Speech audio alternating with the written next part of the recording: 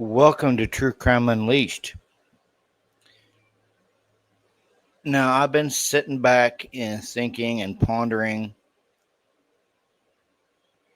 on the whole plea deal hearing.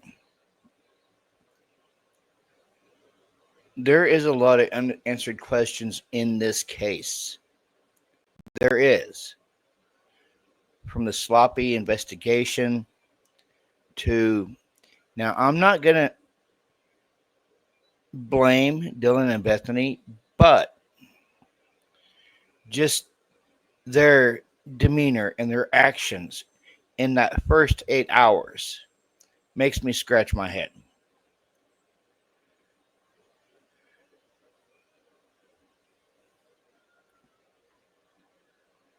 If they knew what was going on in that house, because Dylan said that she awoke around 4 a.m. and heard what the sounds of Kaylee playing with her dog.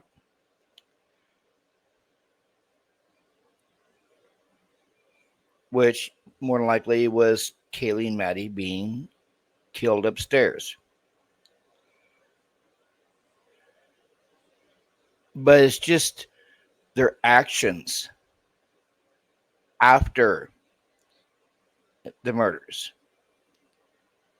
She ran downstairs to be with Bethany. She could clearly look in and see Xana laying on the floor. And this was right after she saw Xana lay on the floor. Before that, she heard the sounds of Xana crying and someone saying, "It's okay, I'm going to help you." But seeing Xana laying on the floor after she ran downstairs to Bethany's room, if she saw Xana laying on the floor, why didn't she go down the hall to see exactly why Xana was laying on the floor? Like, she didn't even check on Xana after seeing her laying on the floor. And she came face to face with the killer before that.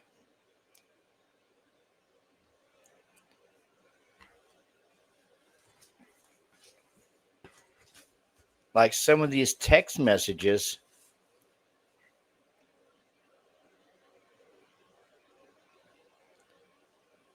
a DM does an outgoing call,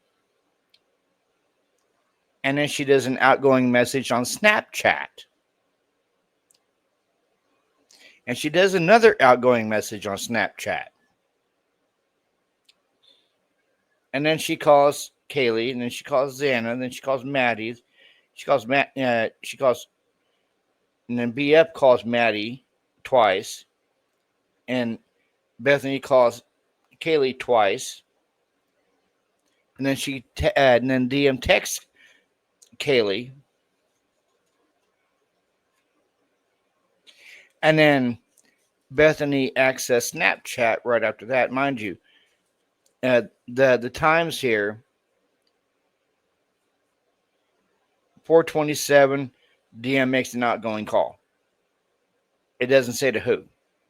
4:27, DM message does an outgoing message on Snapchat. It doesn't say to who.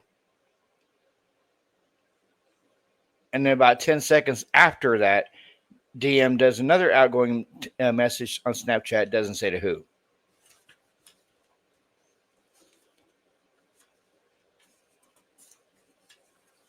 And then from there, Bethany accessed her Instagram. Bethany calls her dad twice at 7:30 a.m. and 8 a.m. And then Bethany calls another number at 8 a.m. 8:01, Bethany calls home. And then she calls her mom at 8:02. And then 8:09 a.m., Dad calls Bethany. And then from 8:05 to 10 a.m., Dylan was on Instagram. And then at 8:41 to 8:42 a.m., Bethany takes photos. Then her mom texts her at 9 a.m.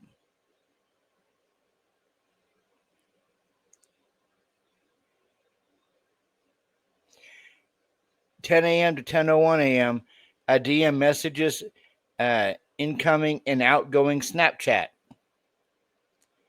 DMs on Instagram at 10 a.m.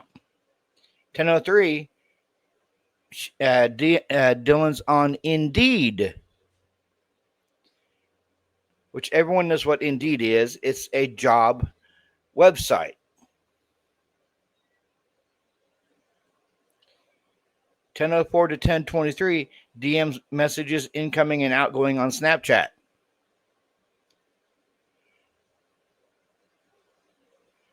"10:23, she texts Maddie. 10:24, she's back on Instagram. 10:30 to 10:45, messages incoming and outgoing Snapchat. 11:21, JM texts Bethany. 10:56 to 11:29, DM on Instagram and messages on Snapchat. 11:29, Dylan texts Kaylee. 11:29 to 11:32, DMs back on Instagram and messaging on Snapchat. DMs on Yik Yak. And then she's on TikTok. And then she does another message on Snapchat. 11:39 to 11:40, Dylan's dad texts her. Bethany calls JM. JM texts Dylan. 11:44 to 11:50, Dylan's back on Instagram. 11:50, Dylan calls Emily Alant. 11:51, JM texts Dylan. All this activity on social media. Where was that 911 call? It came at 11:58 a.m. 8 hours after the homicides. Where was this 911 call between 4 a.m. and the times that they were on their social media? It never came. It only came 2 minutes till noon. Now, I'm not throwing them under the bus. I'm not knocking them. I'm kind of a little bit knocking them because where was the 911 call at 4 a.m. or 4:30 a.m.? Yes, they were more likely shaken up after Dylan seeing this male in the house, because in the 911 call, she tries to explain to the dispatcher, around 4 a.m., and the dispatcher didn't want to hear it.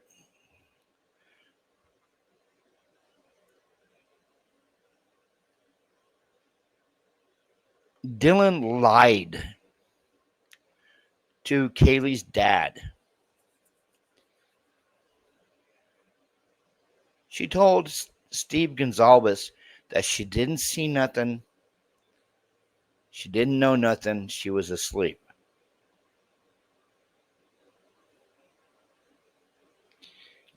Clearly, she was not asleep.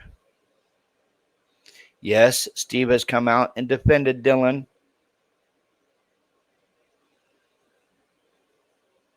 But don't you think in the back of Steve Gonzalez's mind,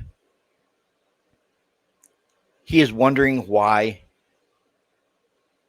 Dylan didn't call or Bethany didn't call 911 sooner, even though it might not have saved his daughter or the other three,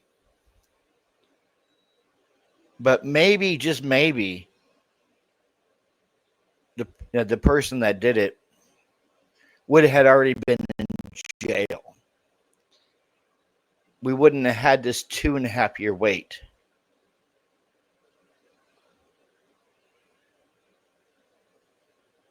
And the documents and the 24 uh, discovery motions. If she would have called 911 after she saw the person in the home, don't you think maybe they would already been in jail and we wouldn't have had to wait 2.5 years?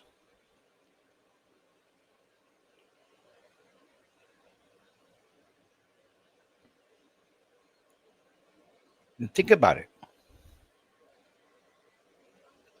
All this social media activity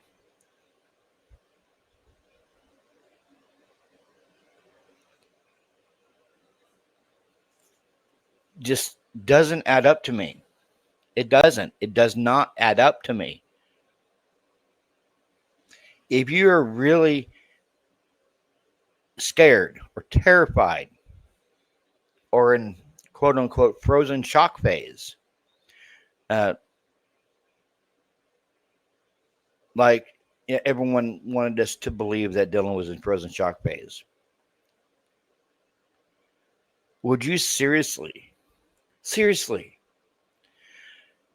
be on your social media while your friends are bleeding to death in the rooms above you?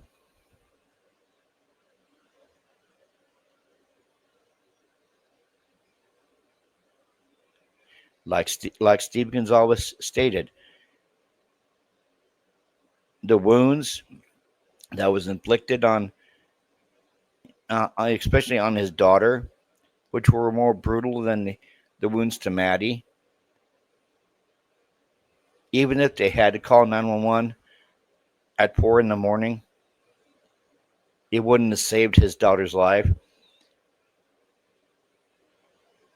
But still, we wouldn't have had to wait 2.5 years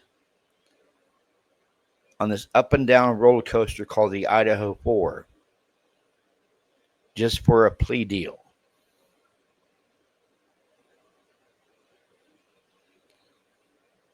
If 911 had been called sooner, the perp would already been in jail either that night or the following day.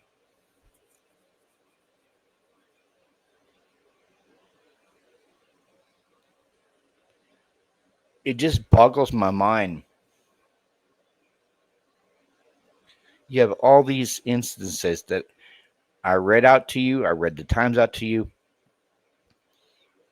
These two roommates were worried too much about their social media and calling their moms and their dads and everything else instead of picking up that phone and calling 911.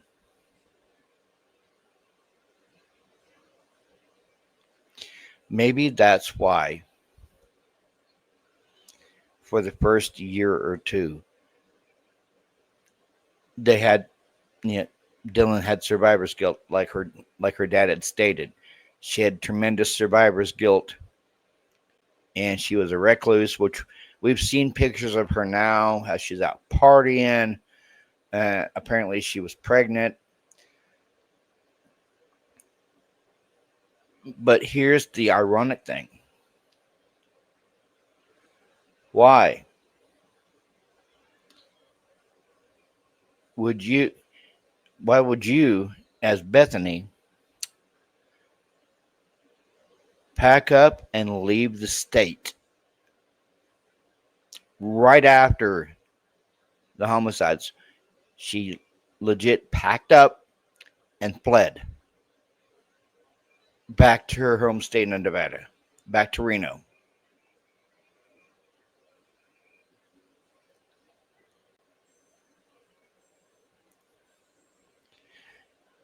A lot of people say that she didn't flee, she just moved back uh, because she was traumatized what happened with Kaylee, Maddie, Xana, and Ethan.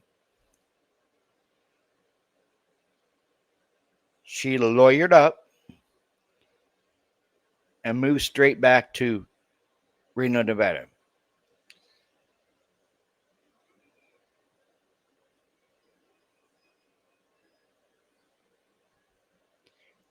Like I said before, I'm not blaming them, but their actions make them look suspicious,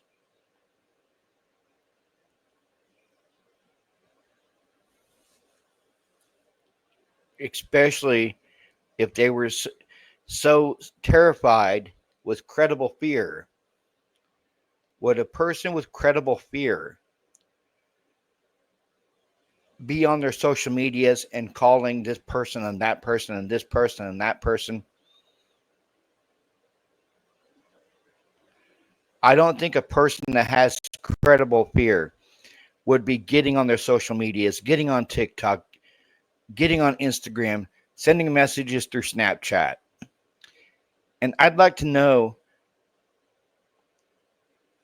who they were messaging on Snapchat because it doesn't say in the text message log. All it says is DM sends message through Snapchat, DM receives incoming and then outgoing Snapchat. So who were they talking to on Snapchat? That's the big question. Who were they talking to? Were they talking to friends? Were they talking to family? Were they trying to get a hold of Kaylee, Maddie, Xana, and Ethan?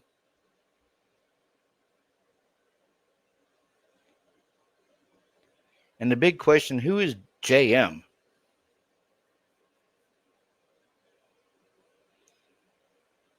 That's what I'd like to know. Go ahead, leave a like, and while you're here, go ahead and hit that subscribe button and leave a comment down below. Let me know what your thoughts and your theories are about why they spend all those hours on social media and not calling 911. This is True Crime Unleashed. I'm out, guys. Peace.